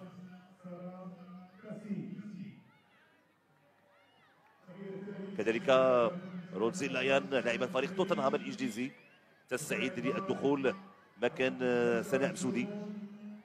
محاولة تقديم اضافه جديده على مستوى الهجوم ديال المنتخب الوطني المغربي. خروج سناء مسودي لاعبة فريق الجيش الملكي تغادر وتترك مكانها لرودزيلا ايان لاعبة فريق توتنهام الانجليزي.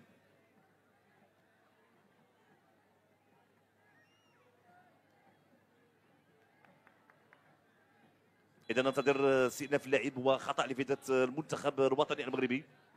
يتنفذ خطا من طرف المدافعه ياسمين مرابط. مشات كره في الجهه اليسرى، شريف جنه، فاطمه تاكناوت كتلعب لنا كره تدخل ديال بيير لويس اماندين. ممتازه شريف جنه.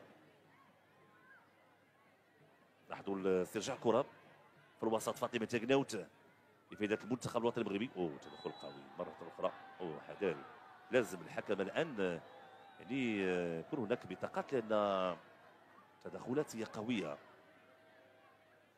تدخل ديال بيير لويس دايانا تمارس به الدوري الفرنسي. اذا انذار ل لاحظوا تدخل قوي صراحه. سلامات لاعبه شريف الجنه. اذا دايانا بيير لويس كتلقى الانذار في الوقت اللي لاحظوا يعني في الجهه الاخرى مازال نجاة بدري كتلقى الاسعافات الاوليه. تمريره في الجهه اليمنى، اول لمسه لرودزيلا ايان على مستوى الجهه اليمنى، بحث عن امكانيه المراوغه، تدخل وشرط في بدايه منتخب هايتي. كان تغطيه من طرف جوزيف تابيتا في الكره الاخيره.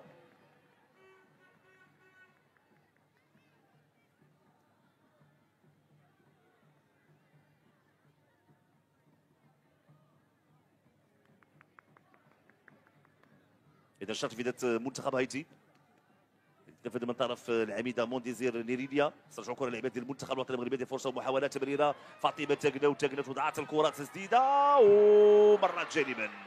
تسديده قويه مرات جانبا بواسطه لاعبه غزلان الشباك. غزلان الشباك كان بامكانها تضع الكره في الشباك. كره تمر جانبا من القائم الايسر. نتابعوا من جديد فاطمه تاكناوت بالكعب وضعت الكره.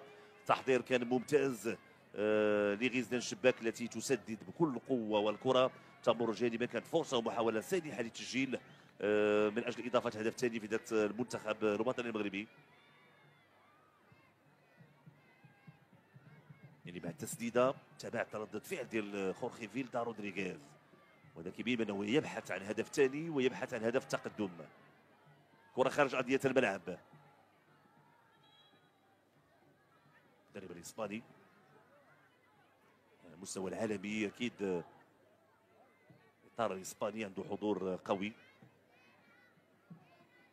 يعني بقيمه خافير كليمنتي وكاماتشو ولويس اراغونيز وفيسنتي ديل بوسكي و فرناندو هيرو والعديد من اكيد من سينريكي، واسماء كثيره واسماء كبيره في عالم المستديره. ترجع كره في بدايه المنتخب الوطني المغربي، كره خارج ارضيه الملعب، شرط للمنتخب المغربي غادي يتنفذ من طرف المدافع حنان عيد الحاج. غادي تنفذ الشرط.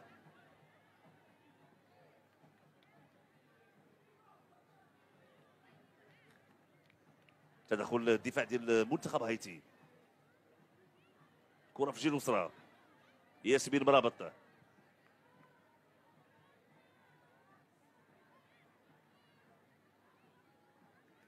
ترجع الكره لسارة كاسي.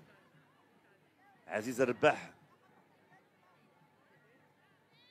شريف جنة. شريف جنة مرة أخرى على مستوى التغطية، تعيد الكرة للحارسة هند حسناوي. سارة كاسي على مستوى الجهة اليمنى، روزين العيان في الوسط. تغيير اتجاه الكرة بشكل ممتاز لفاطمة تاكناوت. فاطمة تاكناوت، تمريرة من ابتسام الجريدي وسيسار فيوليتا خارج أرضية الملعب، وشرط بداية المنتخب الوطني المغربي.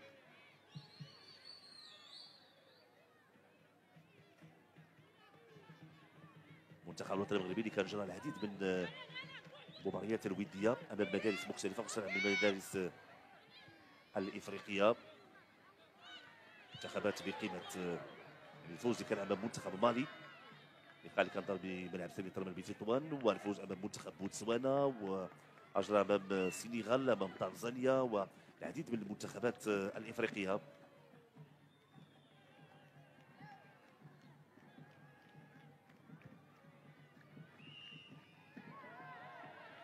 كرة من جديد في يد منتخب هايتي، محدود الضغط من روتزيلا. كرة طويلة أقرب لعزيز الرباح، تعيدها للحارسة هند حسناوي.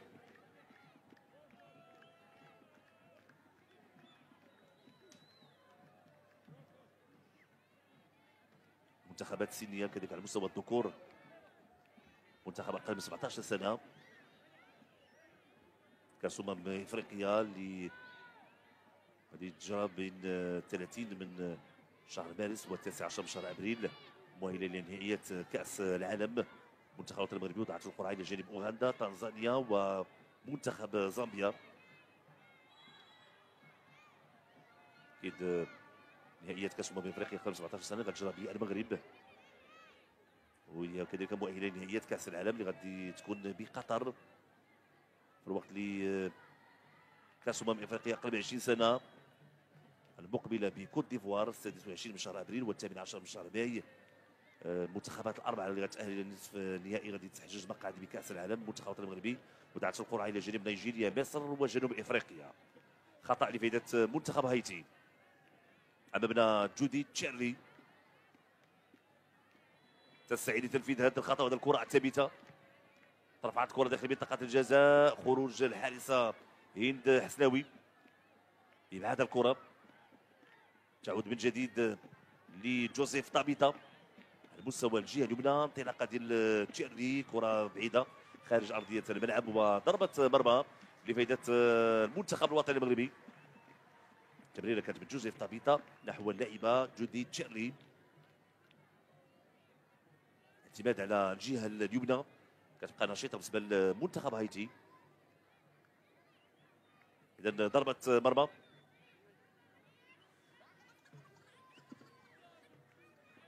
هند حسناوي لياسمين مرابط.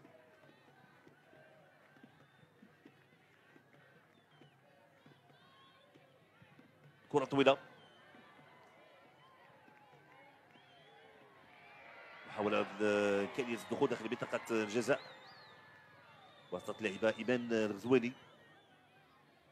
جوزيف طابيتا، كرة خارج أرضية الملعب لأنه ضغط من لاعبات ديال المنتخب الوطني المغربي. دفاع بجوزيف طابيتا أنه تخرج الكرة خارج أرضية الملعب وشرط في بداية المنتخب الوطني المغربي. غادي تنفذ من طرف لاعبة حنان عيد الحاج. حنان عيد الحاج إلى جانبها إيمان الغزواني. اختارت روتزيلا، كتضيع الكرة من جديد في ذات المنتخب الوطني المغربي من الجهه اليمنى. حنان عيد الحاج، امكانيه العرضيه، تدخل والكره في الركنيه. ركنيه في ذات المنتخب الوطني المغربي. صعود لاعبه ومدافع حنان عيد الحاج لمسانده الهجوم ديال المنتخب الوطني المغربي. لاحظوا الركنيه، صعود ياسمين مرابط، صعود عزه رباح، البحث عن الضربات الراسيه من اجل الوصول لمرمى الحارسه سيزار فيوليتا. فاطمه تاكناوت هي اللي غتنفذ هذه الركنيه من الجهه اليسرى لمرمى منتخب هايتي. فاطمه تاكناوت لعبات الكره ارضيه، هذه فرصه ابتسام الجريدي، تسديده، تدخل دائما الخطوره متواصله لفائده المنتخب الوطني المغربي في الوقت اللي المطالبه بلمسه يد والمطالبه بضربه جزاء. حكم الرماليه لم تحرك ساكنا في الكره الاخيره. نتابعوا الاعاده من جديد. غزلان الشباك، كان تدخل ديال بيير لويس اماندين، لكن اعتقد انه حتى اليدين ديال اماندين ف يعني كانوا مع الجسم، بالتالي هو اللي خلى الحكمه انا ما تعلنش على ضربه جزاء. اذا تغيير، دخول روتزيلين الواسان لاعبة فريق نونتا الفرنسي. اذا تغيير اول في صفوف منتخب هايتي، خروج جودي تشيرلي التي تغادر. روتزيلين الواسان لاعبة فريق نونتا الفرنسي هي اللي كتدخل الان. كلير انا لسيزار فيوليتا. ندخل الان 15 دقيقه الاخيره وربع ساعه الاخيره من الوقت الاصلي لهذه الجوله الثانيه. دائما هدف لمثل بين المنتخبين، المنتخب الوطني المغربي للسيدات ومنتخب هايتي. المباراه كتدور هنا بملعب الابجيكو بمدينه الدار البيضاء، يعني حتى الحضور الجماهيري الان اصبح حضور اكبر. كره طويله من عز الرباح، روتزيلا محاولة دخول داخل منطقة الجزاء، البحث على اللاعبة فاطمة تاكناوت. فاطمة تاكناوت من جديد لروتزيلا، فرصة ومحاولة في المنتخب الوطني المغربي. الرأسية دائما خطورة متواصلة، فرصة ومحاولة. الرأسية ديال ابتسام الجريدي كان بإمكانها يعني تحمل الخطورة، ولما لا منحنا هدف ثاني. نتابعوا من جديد فاطمة تاكناوت. لاحظوا انطلاقة ديال روتزيلا، طلبات الكرة بشكل ممتاز، تمرر ابتسام الجريدي. لاحظوا مسات الكره، لكن الكره ما مشاتش للمرمى. تعطي هذه الفرصه وهذه المحاوله على المنتخب الوطني المغربي. فاطمه تاكناوت، تاكناوت على مستوى وسط الميدان، استرجاع الكره بشكل ممتاز. فاطمه تاكناوت، تمريره من ايمان غزواني، كره سهله عند الحارسه سيزار فيوليتا، بسرعه لبيير لويس اماندين.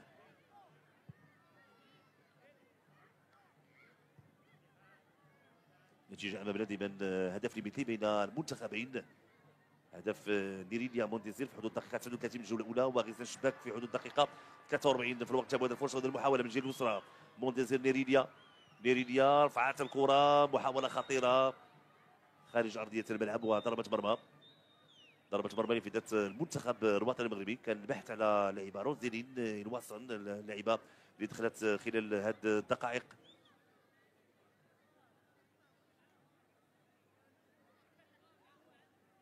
على مستوى الترتيب العالمي بالنسبه لكره القدم السيدات كيبقى المنتخب الامريكي وصاحب الرتبه الاولى، متبوع بمنتخب اسبانيا ثم المانيا في الرتبه الثالثه.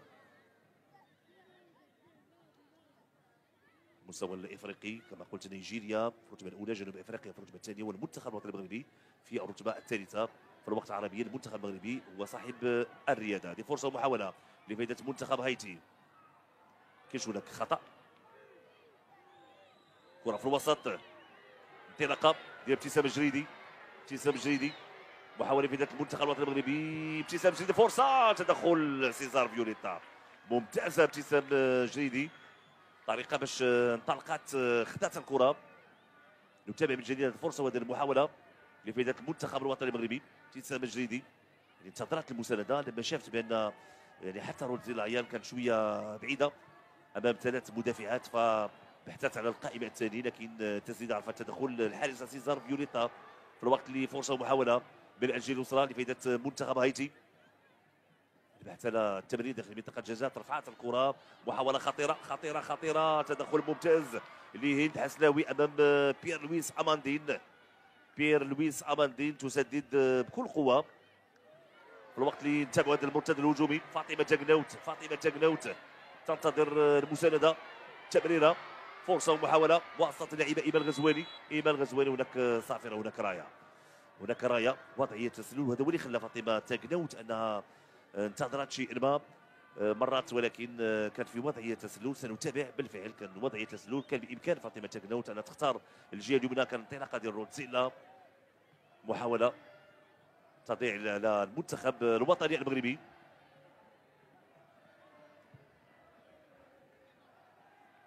لكن مهم جدا نتابعوا هذه الفرص وهذه المحاولات وهذه المترابطات بين لاعبات ديال المنتخب الوطني المغربي.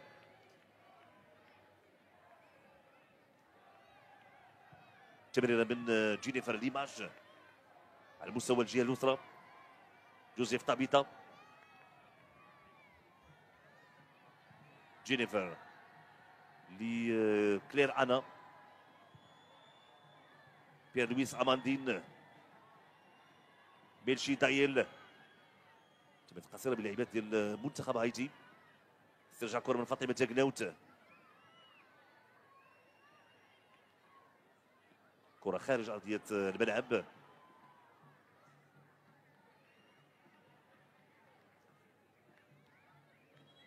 شرط في بدايه المنتخب الوطني المغربي.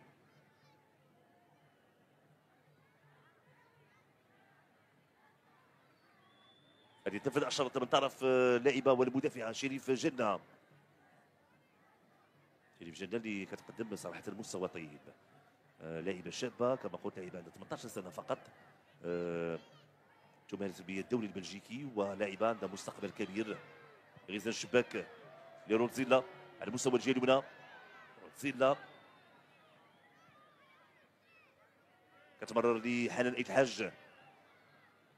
البحث من جديد على اللاعبه ايمان غزواني على مستوى الجهه اليمنى، لكن تغطيه حاضره. ابعاد الكره خارج ارضيه الملعب وشرط من جديد في بدايه المنتخب الوطني المغربي. حنان ايت الحاج،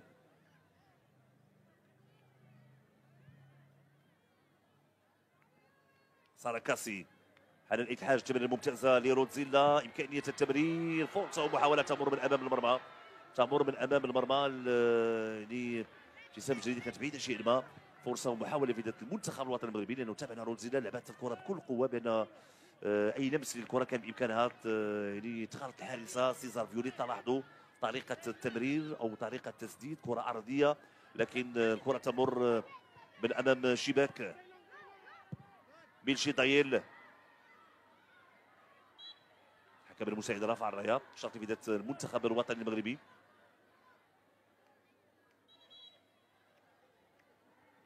هذه تنفذ الشرط.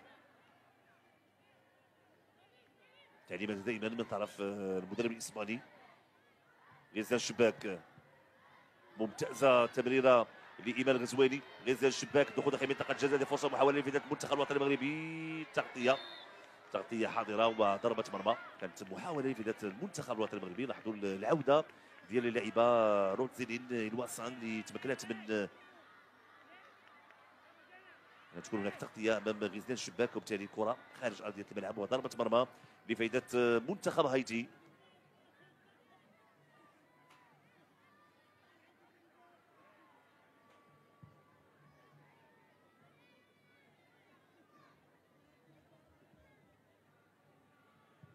جينيفر، رجع كره لكلير انا على مستوى الدفاع ديال منتخب هايتي. خروج، لازم خروج الحارسه بالفعل، الحارسه هند حسناوي.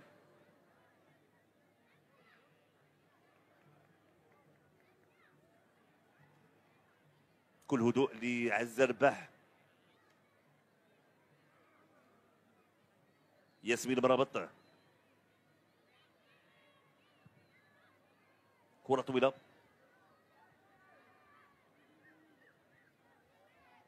وحتى النتائج اللي كانت تحققت ديال المنتخب الوطني المغربي بنهائيات كأس العالم باستراليا ونيوزيلندا، فصراحة أعطت دفعة قوية للكرة المغربية. صحيح ان حلم استراليا ونيوزيلندا انتهى، ولكن الحلم المونديالي دائما غيبقى حاضر عند هذا الجيل والاجيال القادمه. ولما لا؟ لان المستحيل ليس مغربيا تحقيق ان شاء الله نتائج تكون افضل ونتائج اقوى، شريطه مواصله العمل، استثمار الامور الايجابيه وتصحيح الاخطاء. اليوم كنتحدثوا على منتخب هو وصيف بطل افريقيا، غدا ان شاء الله لما لا انه يكون بطل افريقيا. بالتالي دائما القادم احسن والقادم افضل للكره المغربيه. شرط في بدايه منتخب هايتي، بيلشي دايل البحث عن امكانيه التسديد، تسديده خطيره، تدخل هند حسناوي، تسديده خطيره وقويه من لويس باتشيبا. لويس باتشيبا لاحظوا تجرب التسديد لمرمى، خصوصا انه التسديده كانت مباغته كل قوه، وتدخل ممتاز للحارسه هند حسناوي. تمريره من سارة كاسي تعود لعزيز الرباح. 5 دقائق الأخيرة من الوقت الأصلي لهذه الجولة الثانية، في الوقت اللي تغيير قادم في صفوف منتخب هايتي.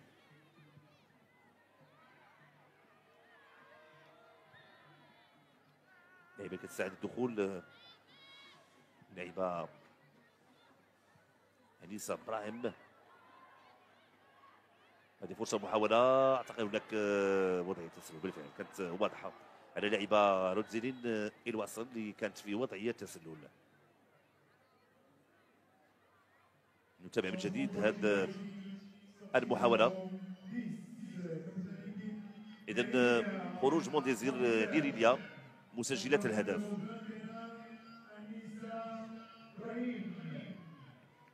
إذا مونديزير نيريليا مسجلة الهدف لفائدة منتخب هايتي. تغادر دخول أنيسة إبراهيم. أنيسة إبراهيم. نتابع الفرصة والمحاولات، تمريرة من جودي تشيرلي ومونديزير نيريليا التي وقعت الهدف. تغادر الآن في الوقت التغيير كذلك في صفوف المنتخب الوطني المغربي. خروج فاطمة تاغناوت، دخول أنيسة الحماري. هذا لاعبة فريق ليفانتي الإسباني فاطمة تاغناوت، لاعبة متميزة والمتألقة دائما مع المنتخب الوطني المغربي.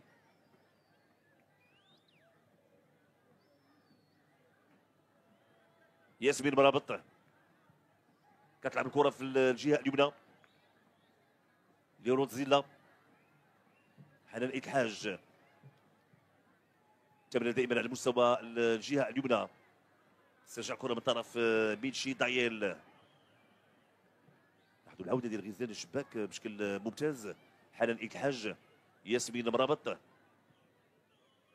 مشات كرة في الجهة اليسرى. شريف جنة،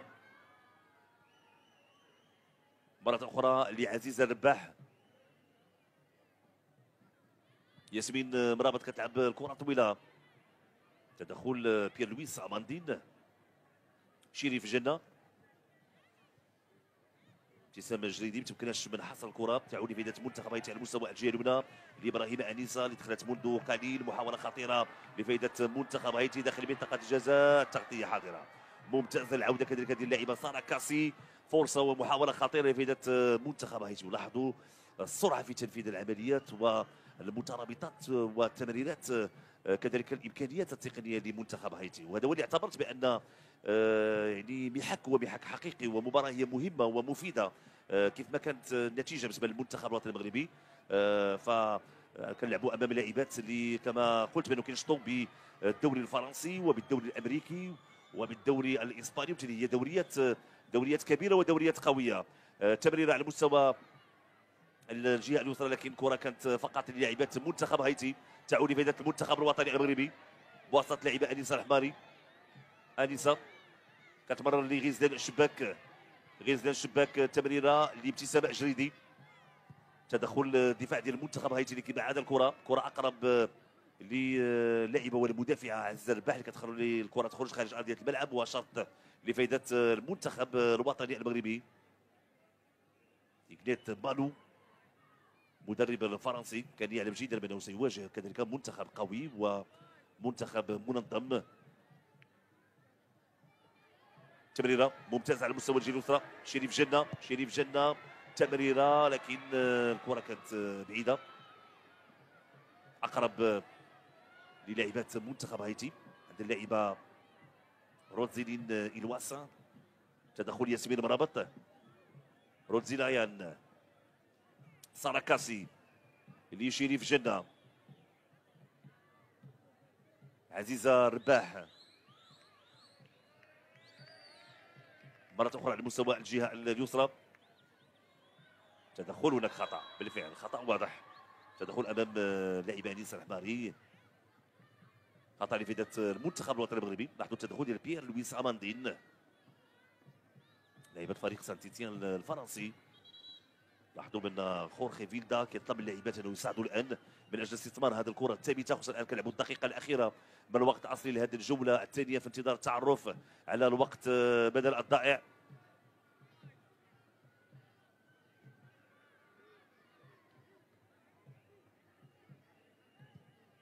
كره طويله من شريف جنه، فرصه ومحاوله لفائده المنتخب الوطني المغربي. كانت تسديده لكن فقط للمدافع جينيفر ليمانج. مشات كره في الجهه اليمنى من جديد لفائده المنتخب الوطني المغربي. تمريره من ياسمين مرابط، هذه فرصه ومحاوله، تدخل سيزار فيوليتا. يعني كانت المتابعه ديال ايمان الغزواني في الكره الاخيره، وكذلك كان ارتقاء ديال ابتسام الجريدي. نتابع ياسمين مرابط، رفعت الكره داخل منطقه جزاء. المتابعه ديال ايمان الغزواني وتدخل سيزار فيوليتا، كرة خارج أرضية الملعب. إذا ركنية لفائدة المنتخب الوطني المغربي بالجهة اليمنى لمرمى سيزار فيوليتا، حارسة مرمى منتخب هايتي. رفعت الكرة الرأسية، هذه فرصة، هناك المطالبة بضربة جزاء، مطالبة بلمسة يد وبضربة جزاء. الحكمة المالية الآن كانت منح خطأ لفائدة منتخب هايتي. سنتابع هذه المحاولة. لا اعتقد انه كان هناك لمسه يد، ما كاينش هناك لمسه يد بالفعل. الكره لمسات موريل موديلين. جوج ديال الدقائق وقت بدل ضائع لهذه الجوله الثانيه، والمباراه دائما تعادل ايجابي هدف لمثل بين المنتخب الوطني المغربي ومنتخب هايتي للسيدات.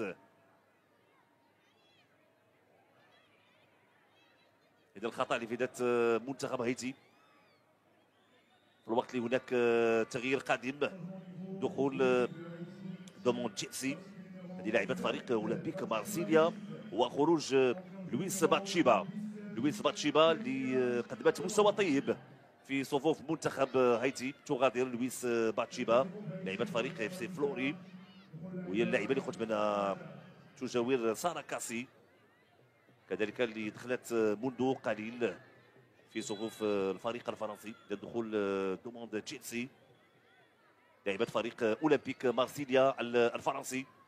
تدخل، تعود الكره من جديد لفائده منتخب هايتي. تدخل عزيزه رباح، غير الشباك ابتسام الجريدي. العوده من وضعيه التسلل وخطا لفائده منتخب هايتي.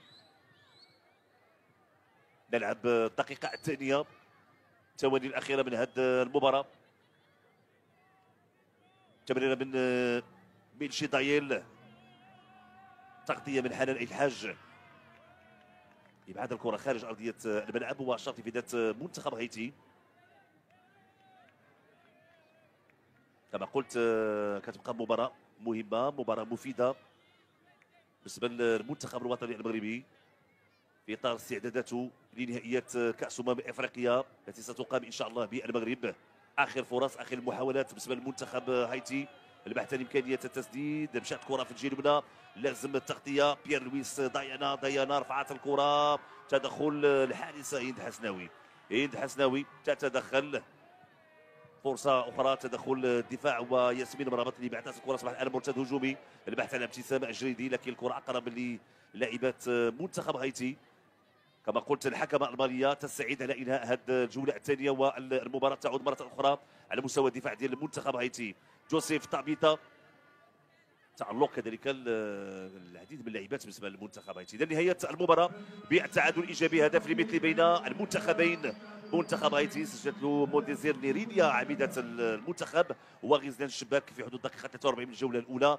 اكيد تعادل بعد ما كان انتصار ديال المنتخب المغربي خلال المباراه الوديه الدوليه الاولى امام منتخب غانا. جوج ديال المباريات غادي يكونوا وضحوا الصوره بالنسبه للمدرب الاسباني خورخي فيلدا رودريغيز في الطريق ان شاء الله الى نهائيات كاس افريقيا المقبله اللي تكون ان شاء الله في لاهم حدث افريقي، والمنتخب المغربي يكون ان شاء الله مستعد لهذه النهائيات. اذا بروح كبيره تنتهي هذه المواجهه. اشكركم، هذا هشام فرج يحييكم، القاكم في مناسبه قادمه بحول الله، الى اللقاء.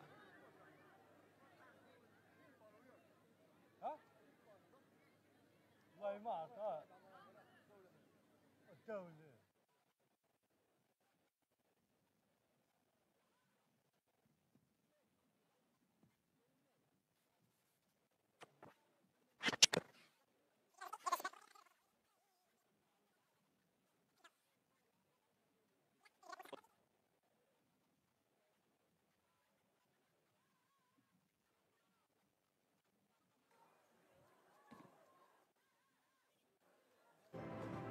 ارحب بكل المشاهدين الكرام في ملخص مباراه المنتخب الوطني المغربي للسيدات امام منتخب هايتي.